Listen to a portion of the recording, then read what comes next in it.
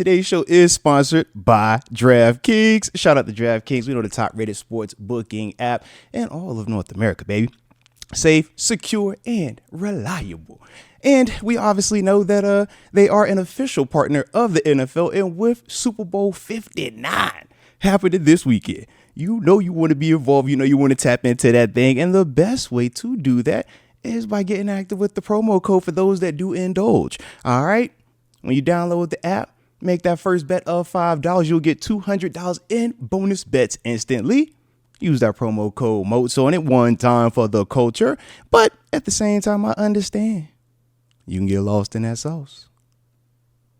Might develop a gambling problem. For those that live in New York, you see the number to text. But for everybody else, the digits to dial are 1-800-GAMBLER. Oh, got the homie Mike Hood showing love too with the super chat. Shout out to you. He says, salute Mr. Moats. Steelers was all up in the D-line prospects at the Senior Bowl, and I did see that. Absolutely. He says Deke then run off to Lennyville. Him and John Easton, man. They done bunked out on us, man. They say, yo, we want to go holler at this over here. All right. Nah, salute to them dudes, man. And he says respect to him. Nah, definitely respect to the homie, man.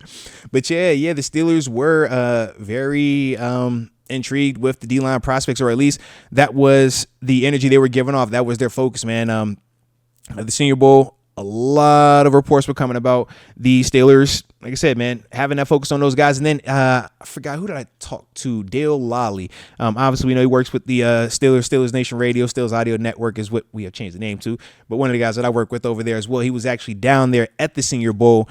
And he also said the same thing, that the Steelers, you know, they kind of had their eye on the interior D-line, and he could see them potentially, you know, going D-line in the first round versus it being a wide receiver.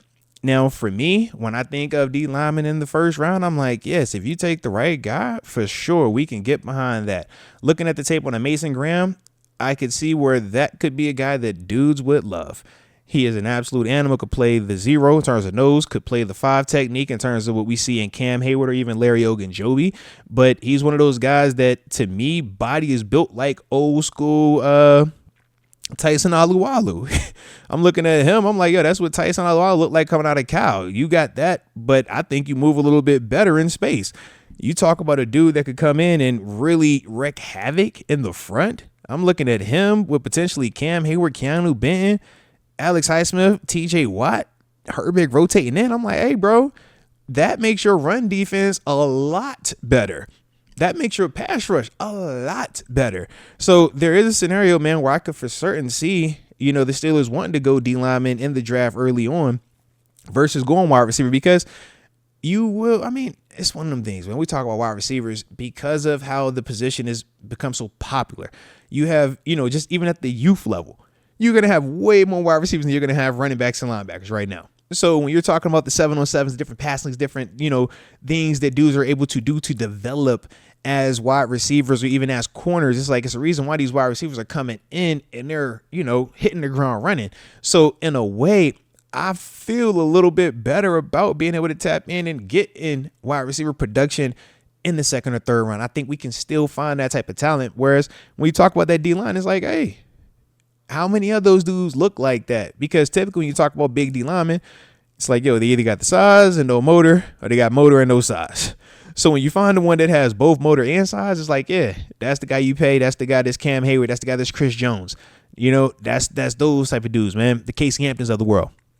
So like I said, we'll see with that, man. But yeah, shout out to the Steelers though, man. They were for certainly, you know, intrigued and heavily focused on those D linemen down there at the Senior Bowl, man. But y'all gotta let me know how y'all feel about that, man. Would y'all be okay if the Steelers went D line in the first round versus going wide receiver in the first round? Because like I said, talking to some of my radio people, man, talking to some of the people that work with me with the Steelers and stuff like that, man, they could see the Steelers from a drafting standpoint targeting D linemen instead of wide receiver in that first round, man. Ooh, Q Vera says D line or corner. Okay. Let's see.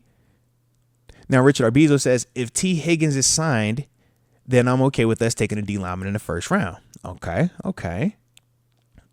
I like that. I can see that there. Okay. All right. Wait, man. Salute to y'all on that then, broski. Salute to y'all.